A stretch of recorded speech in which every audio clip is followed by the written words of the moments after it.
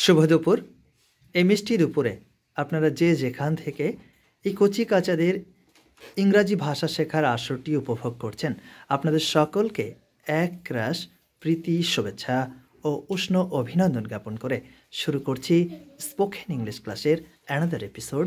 আমি SHM আমার অতি জ্ঞানী, গুণী, মেধাবিনী ছাত্রছাত্রীদেরকে নিয়ে।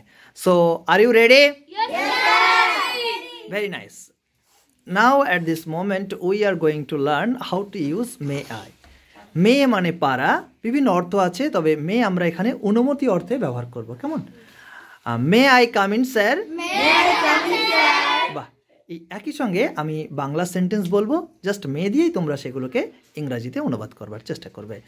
আমি কি ভিতরে আসতে পারি? আমি কি বাইরে যেতে পারি? আমি কি আপনাকে সাহায্য করতে পারি? May I help you. আমি কি তোমার সঙ্গে খেলতে পারি? আমি কি নাচ করতে পারি?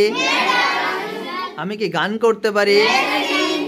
May I sing with you. Very nice, খুব সুন্দর হয়েছে। আমি কি চেষ্টা করতে পারি? May I try. আমি কি একবার চেষ্টা করতে পারি? May I try one. May I. আমি কি ওয়াশরুমে যেতে পারি? আমি কি বাইরে যেতে পারি? আমি কি টয়লেট যেতে পারি? আমি কি স্যার জল পান করতে পারি? May I drink water. বল, আমি কি তোমাকে সাহায্য করতে পারি? May I help you. May I. আমি কি তোমার বন্ধুকে সাহায্য করতে পারি? আমি কি রান্না করতে পারি? May I cook. আবার বলো, আমি কি রান্না করতে পারি? May I cook. আমি কি খেলতে পারি? আমি কি তোমার সঙ্গে খেলতে পারি? May I play with you. চমৎকার, খুব সুন্দর। সকলে একে অপরের জন্য হাততালি দাও, তোমরা দারুণ পারফরমেন্স করেছো।